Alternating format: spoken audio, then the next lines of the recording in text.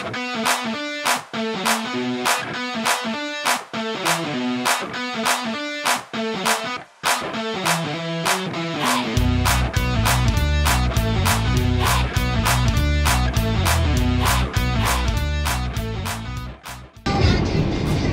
morning everyone, this is Edward Joy from Honda Cars Skyline. Today, magre-release tayo ng BRV na V variant. Itong client natin is from more or less September ko siyang client, tapos lilipat sana ng Ford. And then siguro nagkaroon ng problema dun sa sa approval niya. Tinulungan natin siya magkaroon ng approval for Honda BRV na V variant.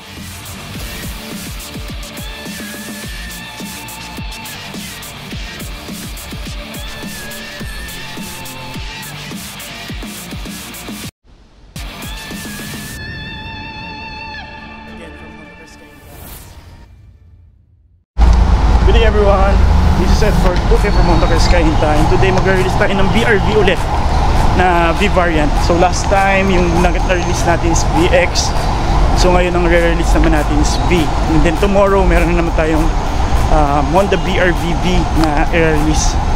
And may hinihintay lang kami kasi sa ngayon kung interested kayo for the V variant and VX, napakaganda ng promo natin. So yun, i-check ko lang yung unit. Bigay ko na rin itong accessories kung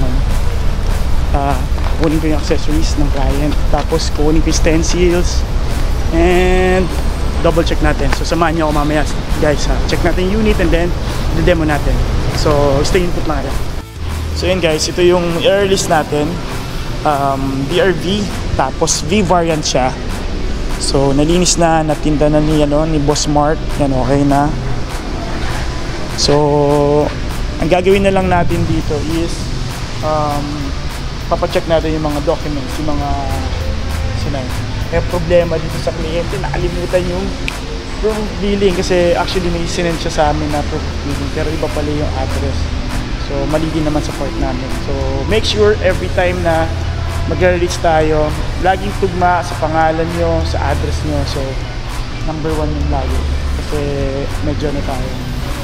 Kasi dapat kahapon namin na-release to. So, nagkaroon naman. Actually, sinendya na sa akin yung Meralco.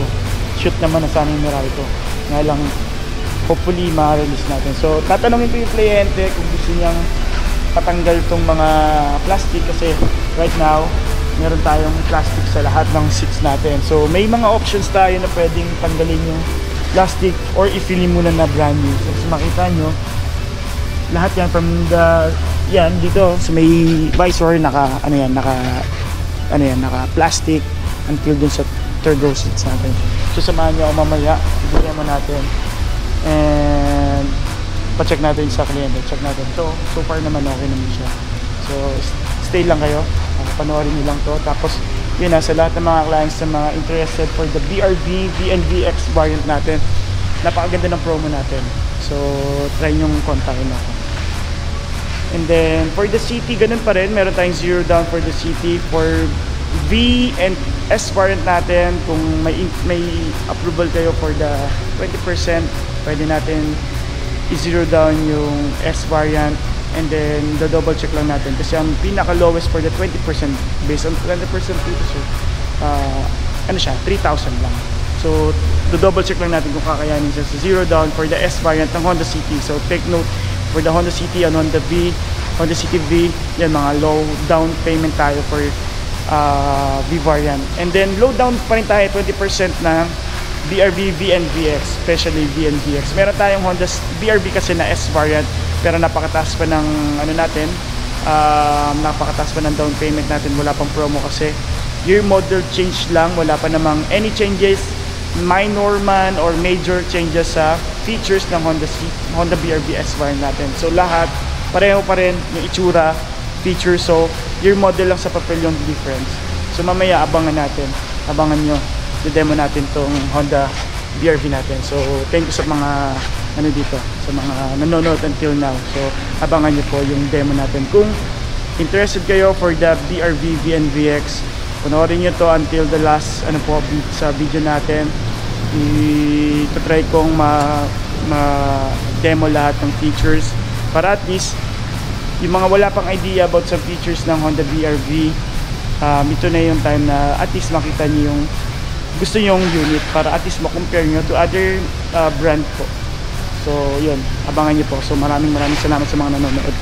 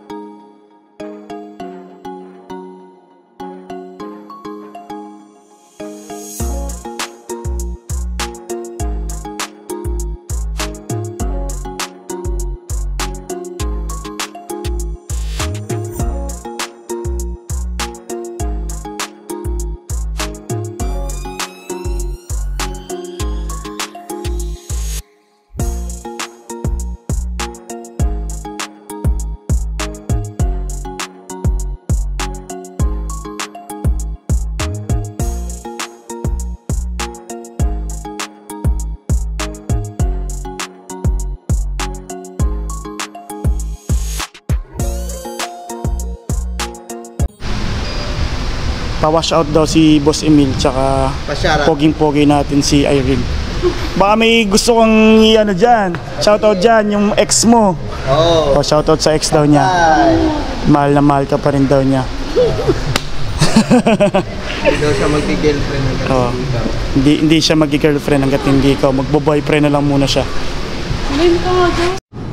Sir, yung sa gas natin, so mamaya sir, paglabas natin dito, turo ko na rin sa'yo. Paglabas mo dyan sir, kaliwa. Ano ko ba, magsi-C5 ka mamaya? Pag C5 kasi yan, dire-diretso lang. Kabisado, alam mo ba dito yung daan sir? O mag-waste ka na lang? Waste na lang. Pero ito sir, dire-diretso lang yan. Labas mo dyan, may C5 na. Pag may nakita kang ano, sabihin na natin dalawang tulay, pangalawang tulay sir, may pa-flyover doon. Mag-flyover ka, nasa left side ka lang lagi, flyover ka, tapos pakaliwa. Basta nasa left side ka ng flyover, pakaliwa, dire-diretso na yun, C5 na yun pagbaba mo.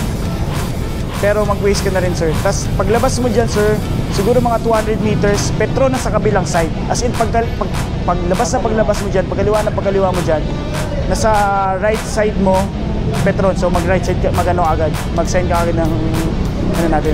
So ganito, start mo muna. Start mo, buksan natin yung ilaw, check natin sir. Para to double check lang natin yung unit. Sir, susi nandiyan na sir. Yan, so sa gitna po ng cabin. Yan ang ano ng yan. So dalawa yan sir. Mamaya discuss ko yung remote engine start. Yun yung kahit nasa labas ka ng kotse, may start natin yung kotse para ma-cool down natin yun. So ngayon sir, adjustin mo na yung puan para maano nyo. Or sige sir, mamaya na, tapakan nyo lang po, tapak, preno, tapos isang pindot lang sir. Yun, so buksan natin lahat. Yan, ilaw, fog lights, tapos pa-hazard na rin sir. Yan, sige sir, check natin. So yan, double check natin sir yan, yung, kung may gas-gas. So yan sir, maliwanag naman. And then at the same time, mabibidyo naman natin. So kung may makita, ayan, makinis naman. Ayan, bumper. Pero kanina inikutan ko to, nag-video na rin ako. Tapos ganito sir, ayan, high beam, low beam, DRL natin, signal lights, yan, umiilaw naman po, fog lights, LED rin. Kabilang side, okay din, okay yung ilaw. Ikot lang, kung may gas-gas. So wax lang. Sa bubong, at least ano. Pero ito sir, malabo naman magkagasgas sa bubong eh, dahil ang normally talaga dito, kung meron man, yan, ilaw, signal lights, okay. Tapos ito sir, ito no cover. Ito no cover, pwede mo siyang i-plug dito sir. Lalagay mo lang dito sir, sa may level na to. So So ngayon sir, kunwari kung ma-flatan ka, nandito na yung sa ilalim, spare tire. Ito po, sa ilalim sir, nandiyan yung spare tire. Para makuha mo siya, dito sir, buksan mo to, spare tire na ano. So mo dito, tulak mo lang. Tapos nandito yung tools po, sa side na to. Yan yung mga tools sir. So pang bukas mo, yung jack naman natin sir, nandun sa may passenger side. Para kung i-jack mo yung mismong kotse. So dito sir, iikot mo lang, gagamitin mo yung tools doon. Ikot lang para bumaba yung pinaka-ano natin, spare tire natin. Ngayon to no cover, pwede mong ganyan sir. Tapos may nabibilan ng sir ng ano, tawag dito, organizer dito sa ilalim. So ngayon sir, ito naman is naka-leather na siya, black yung interior, yun po. So naka-black interior na siya, leather seats. Tapos ito 50-50 split yung fold natin ng upuan. So siguro most of the time tutulak mo lang sir. Ulit sir, ulit. Ito naman sir. Tulak mo dun sir. Yan yung lever. Yan, tapos baba lang. Then flat na flat, even dun sa third row natin, pwede mo siyang i-flat. Tapos kinagandaan din dito sir, 60-40 naman siya. 40%, 60% yung fold naman niya. So pwedeng ito lang i-fold mo, pwedeng flat. Kung may mahaba kang pwedeng ilagay or i-store dyan. Then dito sir, kinagandaan ng V-variant din po, meron tayong charger na rin dito sa may third row natin. So pwede kang maglagay dyan sir ng ano, ng charger if in case. Tapos dito sa ano natin, thanks. Dito sir, yan. Sir, bigay ko lang to sa guard natin. Yun, yan, matuloy tayo dito sir. Sir, dito naman, may charger siya dito sa armrest niya sa may ilalim, pagka mo sir. So pang second row yun. Tapos dito sir, yung sa aircon, so yung gumagana naman. Tapos dito naman sir, pag gusto mo siyang i-open, dito sir, ganun din katulad dun sa may third row natin. Tapos yan, nagtatumble na siya. Yan, ganyan lang sir, pagbalik, baba lang dito. Yan. Tapos may isofix dito sir, in case na magka-baby na. So kakapit dun yung pinaka-ano natin, may anchor dun. So yun sir, ganun lang din. Pag try mo sir ulit. Yan, tapos magta-tumble na siya. Yan, automatic na. So sir, tapos sarado, pasok na natin yung car cover. Pasok na yung gamit mo sir ha. Pero ito malamang lagi ka naka-fold dito kasi hindi mo naman laging ginagamit din siguro ito sa third row mo.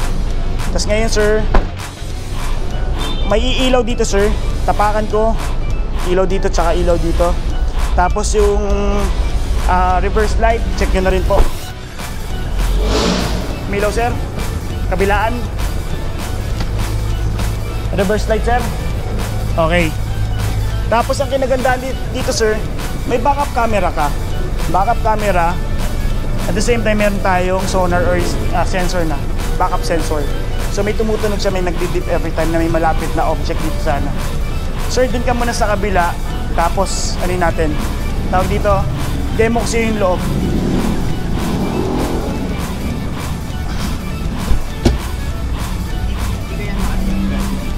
Nga, malapit na eh. Kaya bilisan ko na lang din sir ha. Pero abot naman yan sir sa ano mo. Sir, dito may tweeter ka. Tweeter dyan, sa kabilaan. Bali yung speaker mo 6. Tapos dito sir, check lang natin yung power fold ng side mirror, gumagana. Tapos yung adjustment, gumagana din yan sir. Sa ngayon, huwag mo munang ibababa yung tint mo or pupunasan. Pabayaan mo munang ganyan, munang may mga mark ng ganyan. Kasi pagka pinunasan mo yun sir, may tendency magkaroon, madislocate yung ano natin. Mawala sa ano yung basa pa. So at least 3 days sir, pati yung harap natin. So kanina? Konti lang naman. Konti lang. So iwasan mo muna sir, lock mo muna dito. Dito sir sa gilid may tinatawag na vehicle stability assist, yan yung para hindi ka mag-oversteering and mag-skid sa mga curve line. Dito sir yung gasolina mo pagka magpapagas ka. Dito sa ilalim. Tapos yung sa engine nandito rin po. Sa engine bay po natin. Tapos dito sir, audio controls to. So kung gusto mong ano po, Bluetooth, tapos may mga source FM, Bluetooth, USB. Tapos dito sir, yung sa may headlights natin. So yan, high beam, low beam, ganyan po. Tapos dito sir, makikita mo, so 11 kilometers lang yung kotse natin, tinakbo ng kotse natin, so mababa pa. Tapos dito sir yung sa wiper. Dito sir yung sa audios natin. Yan. So medyo basic naman. And then sir, para i-connect mo yung phone mo, kailangan mo ng USB mo or yung pinaka-cable ng cellphone mo para ma-connect mo yung Android Auto mo. So dito mo ipapasok. Yan sir. Tapos dito USB, yan pwede rin pang charge. Dito rin sa 12 volts po. Tapos dito sir, yan sa aircon. Yan may max cool siya. Para saan yung max cool? Pagka medyo na park mo sa may open area, max cool para mas mabilis lumamig yung loob mo. Then may auto tayo. Yung auto sir, siya yung mag-isa mag-a-adjust. Kung papabayaan mo lang siya na, pero kung medyo malamig, ikaw na mag-adjust sir. Dito up and down sa may fan natin. Tapos dito naman po yung temperature natin. Tapos dito sir yung circulator natin, air circulator, pwede mahigop nyo na sa labas. So may tendency pong yung pinaka-cabin filter natin dumumi or mas mabilis dumumi po or magkaroon ng amoy yung aircon natin. Front, yung fan natin. Air defogger, laging i-off mo lang yan sir. Pagkatangaling tapat, pwedeng mabasagan kasi sa likod. Then dito sir yung mode, kung gusto mo dito yung vent sa ilalim or dito sa ibabaw. Tapos dito sir yung mga manuals nyo, nandito po. Basahin nyo na lang sir pagka may mga gusto kayong pero very basic lang naman tong natin. Ano kayo yung sa LTO, yung registration? Yung registration natin sir, more or less mga 2 weeks to 3 weeks po. May mag-email sa atin si LTO po, mag-email sa inyo. Kasi mayroon po tayong portal yung pinagawa ko sa inyo, doon niya pinapasok lahat ng yung mga registration lahat. And pero baka magkaroon ka ng sir, para masaya na rin sa akin. Yes sir, pero ang pinaka mauuna talagang maka-receive sir, since may portal sila kayo sir. So ang unang masisend nila sir yung CR muna. After na CR sir, mga ilang araw, hindi kasi sabay yan nalalabas yung CR tsaka OR. So mauuna yung OR kasi yung transaction nyo. Tapos bago sila makapag-print ng CR. So let me know sir pag may nag-email sa'yo na OR. So technically naka-register ko na nun pag ganun. So sa ngayon, hindi ko siya parang advisable na ilabas siya after 7 days. Kasi 7 days sir, pwede mo itong i-travel.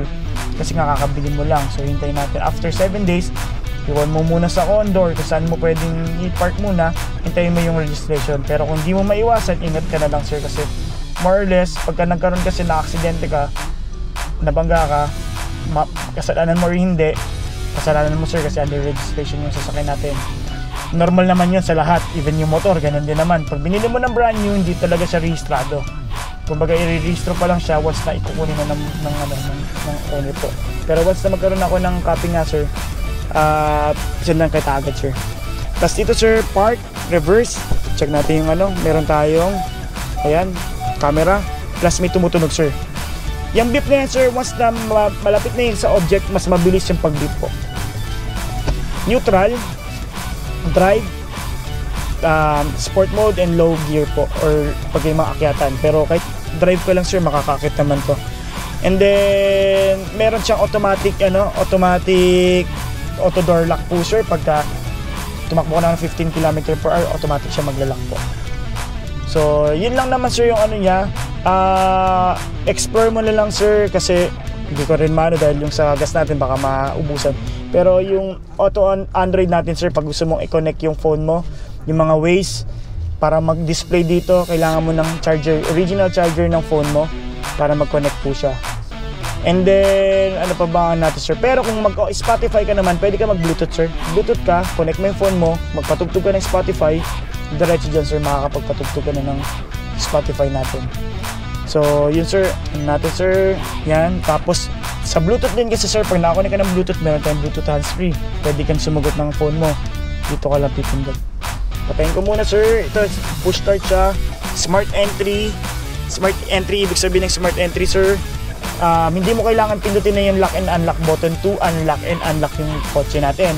Kailangan mo lang lumapit sa kotse within 3 feet sa harap, passenger side and driver side. Malalak mo na and unlock yung kotse. Sir, check natin yung last dito.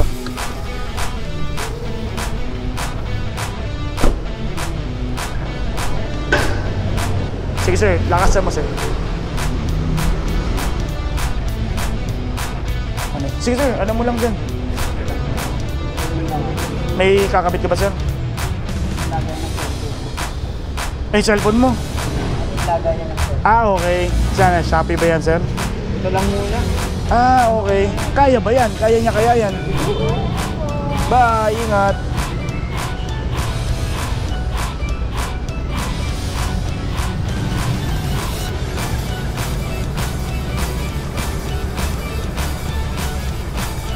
Finally sir, na ano na natin, release. Sir ha, proof of billing ha, mamaya ha. Pinagbigyan lang din ako para at least ano natin.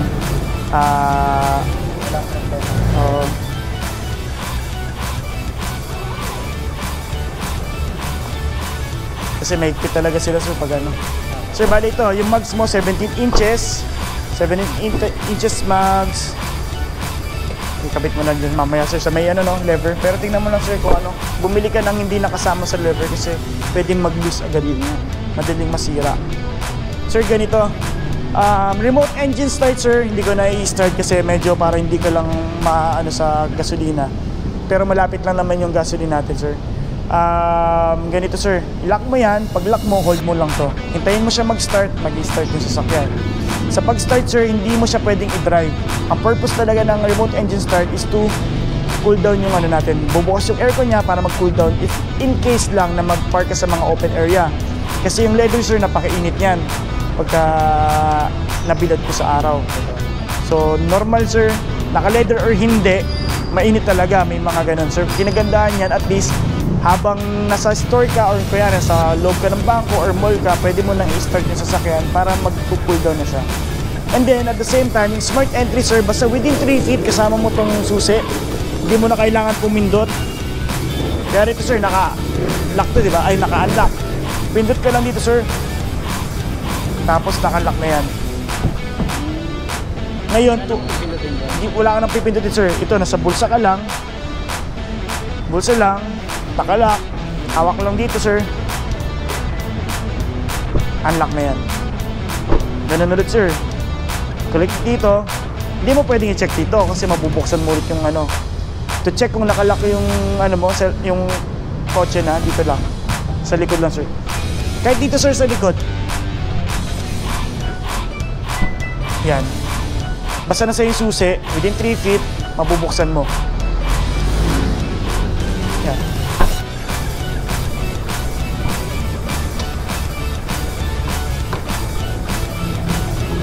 Ayan, yung ano natin. So, dito sir, ang difference lang dito, ganun din pala. Pagka nagbukas ka dito sir, mag-unlock lahat ha. Hindi lang yun yung magbubukas. So, lock dito, ganyan lang sir. Ngayon, kung malayo yung, ano sir, malayo ka sa kotse, hindi may mabubuksan. Kasi nasa akin yung susi. Pero pag once nasa sayo, basta within 3 feet, ayan, mag-unlock na yun sir. Ayan. Sir, congrats. Ngayon, check lang natin dito sir, saglit. Finally sir, no? Tagal din natin ano. Buti nga sir, bumalik ka. Yung ibang ang client, di na talaga nagbalik pag ani. Sa iba na napunta eh. Nag-China brand, ganyan. Ngayon sir, ito, ang engine natin is 1.5 iVTEC with 100 horsepower and double overhead cam or dock. Tapos ngayon sir, wala ka namang ibang gagalawin dyan, kundi ito, sa washer mo, sa preno, double check mo lang lagi. Tapos, dito sir, magtatap ka lang dito. Ito sir yung coolant. Dito sir sa gilid, dito ka sir sa side to. Dito sir, may makikita kang dalawang linya. So yung dalawang linya na yon, minimum and maximum yon. So hindi mo siya pupunuin sir ha. Pero most of the time, dito naman yan sa kasa. Sine-check. So ngayon sir, sa maintenance natin, ang maintenance natin, first na maintenance mo is first 1,000 or first month, whichever comes first. So ibig sabihin, kunwari, hindi mo ginamit, motor ka lang ng motor, so mababa yung milya, hindi mo inabot yung 1,000, basta nag first month ka, pa-check up ka na. So pag magpa-first 1,000 ka sir, maganda kung dito ka, magpa-check up ka dito sa Honda Cainta, para kung may mga concern ka, ma-assess na natin agad. Pwede mo akong i-chat, add mo ako sa Facebook para mas madali ko doon nakikita sa Facebook yung mga ano ng client ko. Kasi sa Viber sir minsan hindi mo napapansin, may message pala eh. So yun, message mo ako sir once na kunwari Edford na ako for maintenance na ako. I-ano ko kayo dyan. Or meron kaming mga nag-a-assign din ng schedule. Text sila or tawag, sir, sa March 2 po kasi first month mo. So, anong oras mo gusto? Kailangan mo na magpa-maintenance. So, pwede rin sila. Pero kung walang tumawag sa'yo, sir, just let me know. Pwede natin i-advance yun. Basta next month or yun nga, March 2, kung wala ka pang 1,000, pwede ka nang umano, sir. Ano, sir? Ano lang, dumi lang yan. Di lang naabot siguro ng basahan. Yan. And then, ano pa bang ano natin, sir? Tsaka to, sir, ang kinaganda nito, 2023 year model siya. Pero malalaman mong kung bagong stock yung dumadating, sir, pag yung letra yung nasa dulo. Kasi normally, sir, kaya rito 3 yan dyan. Tapos dalawang letra, tapos 4 na numero dito. Ito naman, sir, bagong dating lang. Kasi nung month end yung unit mo nabigay ko na sa iba kasi nga kailangan ihabol ng office yung ano. So ngayon yung dumating, sabi basta may dadating kinabukasan, may dumating naman, ito na yung bago nating ano, ito yung bagong unit natin. Ngayon, sir, sa battery naman hiwalay yung warranty ng battery. Ang battery naman, warranty ng battery natin is 1 year. So pagdating ng 1 year, sir, if ever, kung hindi man umabot ng 1 year yung battery, kasi halos lahat naman ng brand ganun. Minsan may mga times kasi hindi siya branded. Hindi umabot, kaya 8 months ka na, 9 months ka na, biglang nag-discarga. Pwede ka mag-claim ng warranty natin. Pag binigyan ka ng bagong, continuous lang yan. Pag binigyan ka ng bagong battery, hindi siya another 12 months. So yung succeeding na mo, kaya yung nasira mo, 8 months na. So ngayon, magkakaroon ka na lang 4 months warranty. So pagkatapos ng 4 months warranty, hindi siya mare-renew pag kaya nasira, 8 months. Tapos yung bago mong battery, di ba? Ano yun, 1 year ulit? Hindi po. Kung saan ka natigil, continue lang yun up to 12 months.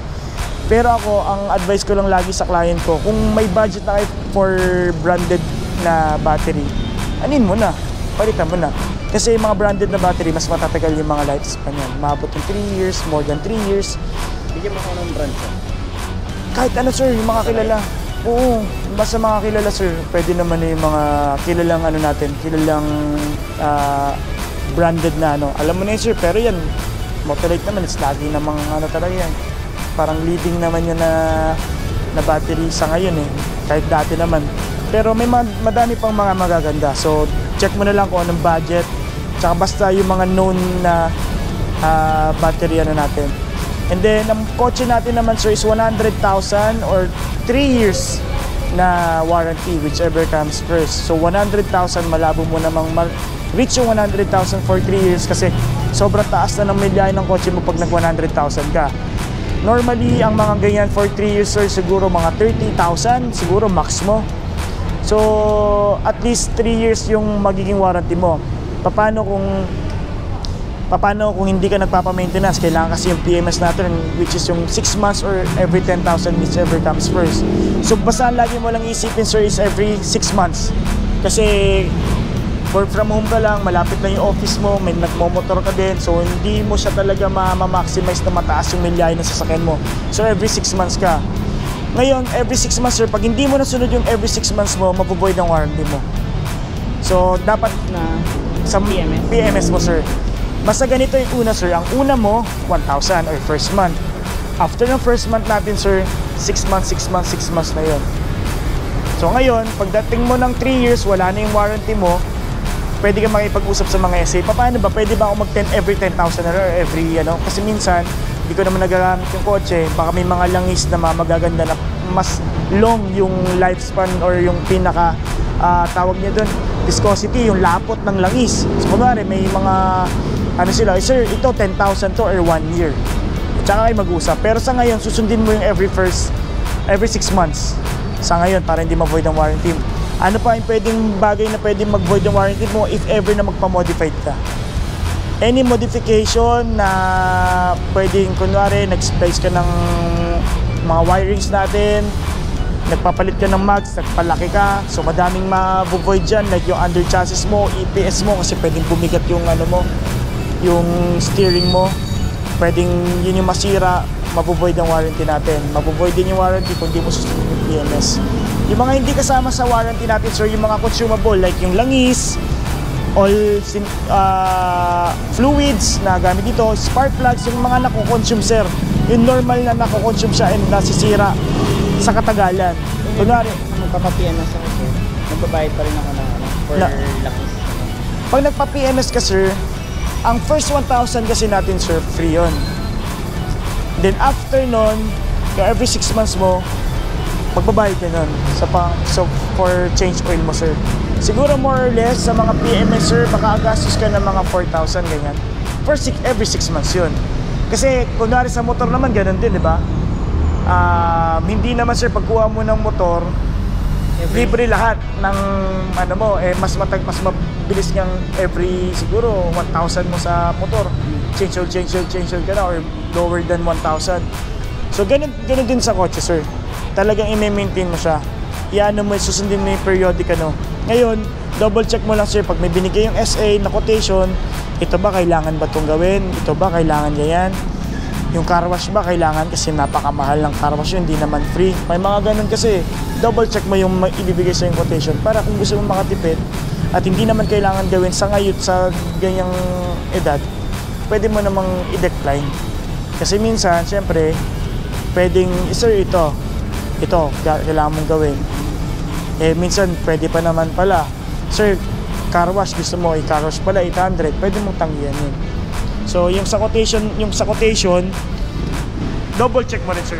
Ako advice ko lagi, double check yung quotation. Kasi kung baka mamaya, hindi naman pala kailangan gawin. So, ngayon, sir, ang coding mo is Tuesday. Sa ngayon. Pero, pagdating ng ORCR mo, sir, may lalabas na doon na plaka, pero wala pa yung mismong plaka natin, kailangan mo magpagawa ng vanity plate once na lumabas sa ORCR natin yung plaka. Kasi yun ang dapat mong sundin. At the same time, maiiba din yung, pwedeng may chance na maiba din yung ending mo doon. Pwedeng mag-Friday, kasi random yun. And then, ano pa bang ano natin, sir? Sa tint, yun nga, huwag mong pupunasan. Sa gulong, sir. Gulong natin. Ano ba yung tamang PSI or yung ano natin? Tamang hangin, sir, dito po. Dito ka magbe-base.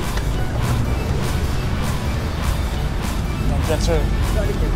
Dito po. Yung sa mga hangin natin, sir, yan. 32, 30, yan ganyan, sir. May laman or wala. Yan, lagi. Ngayon, magbabago naman, sir, yung ano mo. Magbabago yung hangin mo, sir, pag nagpapalit ka naman ng gulong na iba yung specs. Ngayon, sir, ito, sir, nagpapump. Gusto mong iangat, gusto mong ibaba yung upuan. Dito naman, sir, telescopic, ano lang siya, tilt lang. Pero hindi siya telescopic na maano mo. Ngayon, yung tinitingnan mo kanina, sir, to naka-leather, to leather. Pero hindi lahat, hindi to ano, sir. Hindi yan leather. Ngayon, yung susi, nasa iyo na ba, sir? Nasa iyo, sir. Sa bulsa. Nasa iyo na. Yeah. Ngayon, sir, ako, advice ko, number 1 na pwede mong ilagay dyan is, or pabilin mo na agad is, mating. Kasi katulad nyo, no? Sir, nandun na agad, di ba? Kasi hindi mo maiiwasan, pag maalikabok yung, yung pantap ng sapatos mo, talagang madudumihan dyan, sir. Tapos, ano pa ba? Ikaw, sir, kung gusto mo ng door visor, kung trip mo door visor. Pero ako, dalawa lang lagi yung ina-advise. Mating, tsaka dashcam. Kasi dashcam is for safety mo yun. Para at least may record ka kung ano man, kung may sa aksidente man or baka mahuli ka at mali pala yung huli sa'yo, makontest mo. Yun. So ngayon, ano bang pwede natin gawin? Picture na, sir, or baka may question ka, sir. May mga question ka pa or ano? Traffic ba ngayon? Traffic talaga ngayon, sir. Pumabot tayo. Pero ang mahalaga, sir, nakalabas na tuloy tayo. Tagal din natin ano, sir. Sir, kunin ko lang yung ribbon. Meron pa dapat sana bukas na ano lang Ano ang pangalan ng ano mo? EMD wheels. EMD wheels. DMB? EMD. EMD? Yes. Ano natin?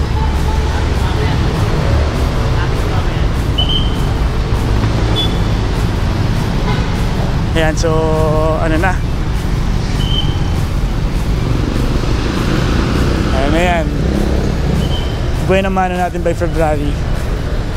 So BRBV, so thank you kay Sir Lester. So ingat po. Ayan. EMD wheels, PH. At EMD makikita na agad siya. EMD. Boy. EMD. Dog. EMD, EMD ano na. So yun, okay na yung ano natin. Yung release natin. Ito, makakukunin ako ng liwanag.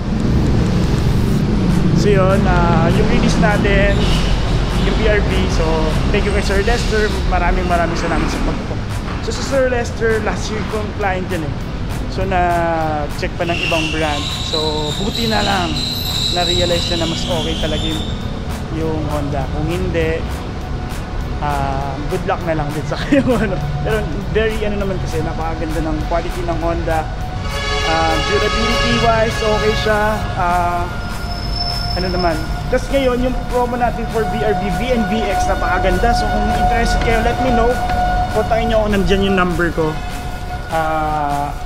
Lagay ko dito. Tapos napakaganda ng promo natin for VNVX. Tapos Honda City na may mga zero down pa rin tayo for S variant and B variant. Then sa mga RS kayan. Dito pa rin sa mga Brio, may ano pa rin tayo. Low down pa rin tayo and zero down sa Brio. HRV natin may zero down din tayo. Dito sa City, City natin napakaganda ng promo. SNV napakaganda, 20% sobrang baba ng down. Pati 20% ng BRV natin for tawag dito VNVX. Ito actually to is Honda BRV S variant. So ito 2024 model na to. So difference lang niya between the 2023 year model lang. So sa papel lang niya sa ORCR nakalagay 2023 year model, pero same as ano lang pa rin siya. Same as old natin. So exterior same, interior same. So walang pinagkaiba. So pagdating dito medyo bumaba yung discount natin. Siguro hindi ko alam kung kasi yung mga BRB natin is 2023 pa rin. So hindi ko lang sure kung baka pinapaubos muna ng planta. So ngayon, pero best buy ngayon yung mga 2023 natin kasi hindi naman po agad bibenta.